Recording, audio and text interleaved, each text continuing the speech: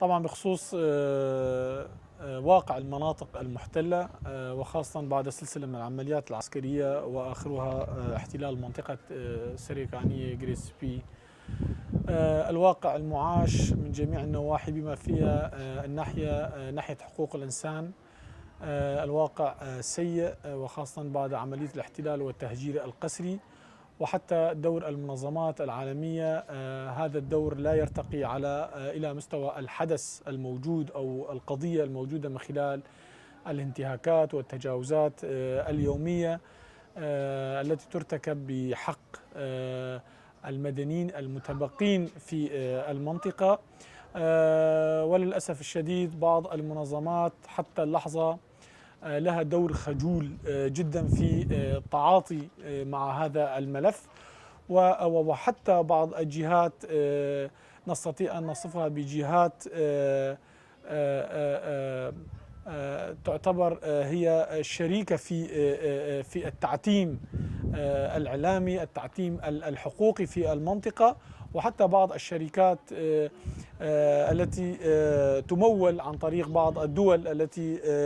هي جزء أو داعم لسياسة الدولة التركية. فالتقارير التي نقوم نحن بتوثيقها في لجنة مهجري سريكانية، ومن خلال إرسال هذه التقارير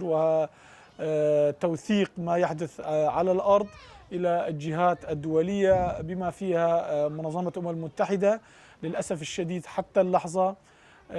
لا نرى موقفا إيجابيا أو تحركا على الأرض من أجل تسليط الضوء الواقع الحقوقي السيء داخل المناطق المحتلة نتيجة هذه السياسات، من سياسة التتريك، التغيير الديمغرافي، القتل، الإخفاء القسري والتعذيب وفرض الأتوات على المدنيين المتبقين في المنطقة. فلذلك نستطيع أن نصف بأن دور هذه المنظمات حتى اللحظة دور ليس إيجابيا، ومن هنا نطالب جميع المنظمات الدولية الحقوقية الإنسانية المدنية بالتحرك وتبني وتوثيق ما يحدث على الأرض وما نصدره من حصيلة للانتهاكات. واليوم كان في مؤتمرنا الصحفي في حملة العودة الآمنة حق مشروع وفق القوانين والمواثيق الدولية، أرسلنا هذه التقارير لجهات عالمية، جهات دولية، منظمات حقوقية، من أجل القيام بواجباتها وفق مبادئ ومعايير الإعلان العالمي لحقوق الإنسان وحتى النظام الداخلي لهذه المنظمات.